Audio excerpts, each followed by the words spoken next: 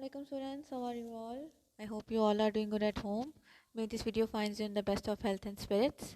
So, हम लोगों ने अपनी कन्वर्जेंस कर ली थी कंप्लीट। मैंने कल आप लोगों को मेमोरी वाला पढ़ाया था। आज बच्चे हमने करना है मेमोरी एंड डाटा स्टोरेज को एक दफ़ा थोड़ा सा रिवाइज करेंगे और उसके बाद आगे चलते हैं। ठीक है, मेमोरी क्या है? मेमोरी एक ऐसी डिवाइस है जो कि डाटा को होल्ड करती है, डाटा को स्टोर करती है। दो तरह की मेमोरीज होती हैं हमारे पास, वोलेटाइल मेमोरी और non volatile memory. Volatile memory में क्या है, जब तक इसको पावर मिलती रहेगी तब तक डाटा सेव रखेगी। इसकी best example random access memory है, जिसको हम शॉर्ट फॉर्म में रैम भी कहते हैं। जैसे ही पावर सप्लाई कट होती है, डाटा जितना भी उसने होल्ड किया होता है, जितना भी स्टोर किया होता है, वो उसमें लॉस्ट हो जाता है। ठीक है, और नॉन वोलेटाइल मेमोरी क्या है कि अगर आपने एक दफ़ा इसमें डाटा सेव कर दिया ना और आपकी पावर चली गई है, तो उसके लिए आपको दोबारा ज़रूरत नहीं पड़ेगी, इलेक्ट्रिसिटी की, डाटा लॉस्ट नहीं होगा। ठीक है, इसकी एग्जांपल यह है, आपके पास हार्ड डिस्क होती हैं, यूएसबीज होती हैं, हार्ड ड्राइव्स होती हैं, ये सब जो हैं वो नॉन वोलेटाइल वेब मेमोरी की एग्जांपल हैं। कंप्यूटर में डाटा की रिप्रेजेंटेशन कैसे होती है? आस्की कोड्स होते हैं, जितने भी हमारे पास हर तरह का डाटा किस में कन्वर्ट हो जाता है, बाइनरी में। और हर जो आस्की कोड है, ये एक हमारे कीबोर्ड के ऊपर एक स्टैंडर्ड एक इनपुट जाती है, ठीक है, जो कि फाइनली कन्वर्ट हो जाती है एक डेसिमल बाइनरी नंबर में। ठीक हो गया।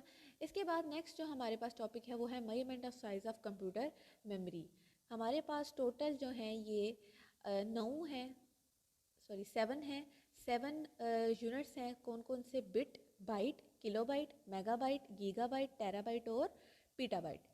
अब इसमें क्या है, बिट में आप क्या करते हैं, आप स्मॉलेस्ट यूनिट है 0 या 1 की फॉर्म में डाटा सेव होगा। बाइट क्या है? 8 बिट्स होती हैं हमारे पास। किलोबाइट है 1 kilobyte is equal to 1024 bytes. Megabytes 1024 KBs या 1024 रेज टू पावर 2। और इसी तरह पीटा बाइट तक जाते हुए 1024 रेज टू पावर 5। वन हर दफ़ा जितनी दफ़ा आप चेंज करेंगे, किलो से मेगा, मेगा से गीगा, गीगा से टेरा और टेरा से बीटा, हर दफ़ा ए पावर में एक ऐड हो जाएगा। ठीक हो गया। ठीक, अब हमारे पास क्या है, बुलियन अलजबरा है। बुलियन अलजबरा हमारे पास जो है ये एक लास्ट टॉपिक है हमारे पास अभी तक। इसको हम दो पार्ट्स में डिवाइड करेंगे। बुलियन अलजबरा, बुलियन प्रपोजिशन और ट्रुथ टेबल आज करेंगे इंशाल्लाह ताला, और बाकी इंशाल्लाह ताला हम कल करेंगे। बुलियन अलजबरा में बेटा आप लोगों ने क्या करना है, बुलियन प्रपोजिशन क्या है कि एक टाइम पे एक स्टेटमेंट या ट्रू हो सके या फॉल्स हो सके। ऐसी प्रॉपर्टी किसी भी स्टेटमेंट में अगर हो तो हम उसको क्या कहते हैं, प्रपोजिशन या Boolean preposition.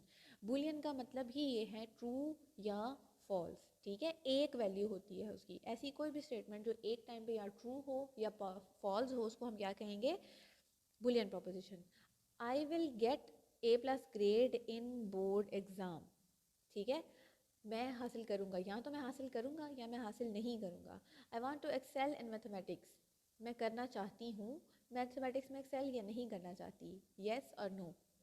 I play chess, I do not play chess, जिसमें येस और नो आ जाए वो हमारे पास बुलियन प्रपोजिशंस होते हैं।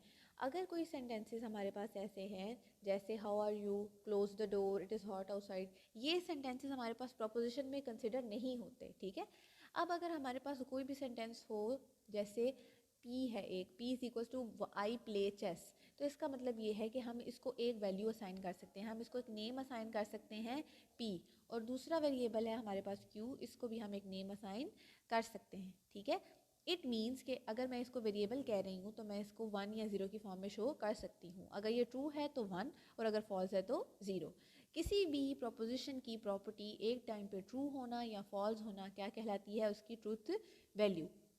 उसका ट्रू होना या उसका फॉल्स होना, उसको ये उसकी ट्रूथ वैल्यूज़ कहलाती हैं। Truth value is given on the basis of truthfulness और फॉल्सिटी ऑफ द प्रोपोजिशन।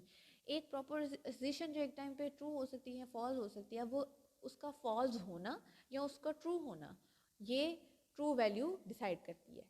ठीक है, इसके बाद हमारे पास एक exam, Islamabad is the capital of Pakistan, तो इसको हम कह सकते हैं कि ये ट्रू स्टेटमेंट है।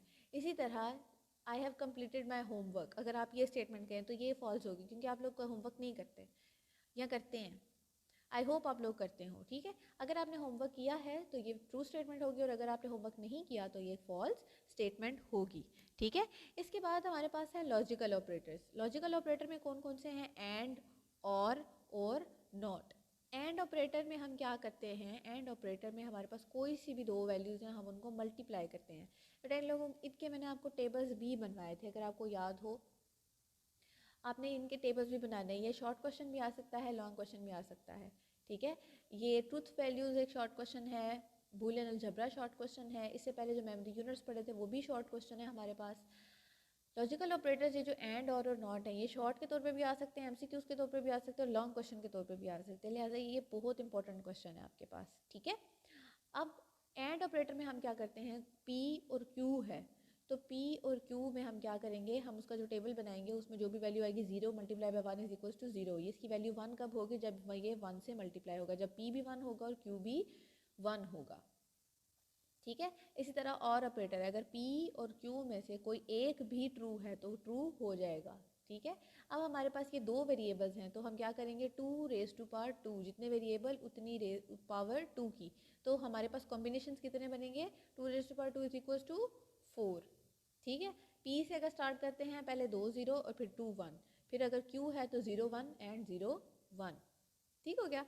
अब हमारे पास है नॉट ऑपरेटर। नॉट ऑपरेटर क्या है कि इफ़, अगर मैं कहती हूँ कि एक स्टेटमेंट है आई एम अ गर्ल, तो अगर इसका नॉट ऑपरेटर इसके ऊपर अप्लाई कर दिया जाए तो क्या हो जाएगा, I am not a girl, ठीक है। ये स्टेटमेंट ऐसे हो जाए, किसी भी पॉजिटिव स्टेटमेंट को नेगेटिव स्टेटमेंट में कन्वर्ट करना क्या कहलाता है, आपके पास नॉट ऑपरेटर का यूज़ कहलाता है, ठीक है। इसके बाद आपके पास ये जो ट्रूथ टेबल है, ये ट्रूथ टेबल आपको, ये जो भी थोड़ी देर पहले मैं बात कर रही थी, पहले 2 ट्रू फिर फॉल्स फिर ट्रू फॉल्स और ट्रू फॉल्स, और आप इसको सॉल्व करेंगे। ये इंशाल्लाह ताला हम कल पढ़ेंगे और कल हम दोबारा इस पूरे चैप्टर का राउंड अप लेंगे और इंशाल्लाह ताला परसों आपका टेस्ट है। बच्चे आपने इसकी बहुत अच्छी प्रिपरेशन करनी है, पहला क्वार्टर टेस्ट है तो ये किसी किस्म की कोई मिस्टेक नहीं होनी चाहिए, ठीक है।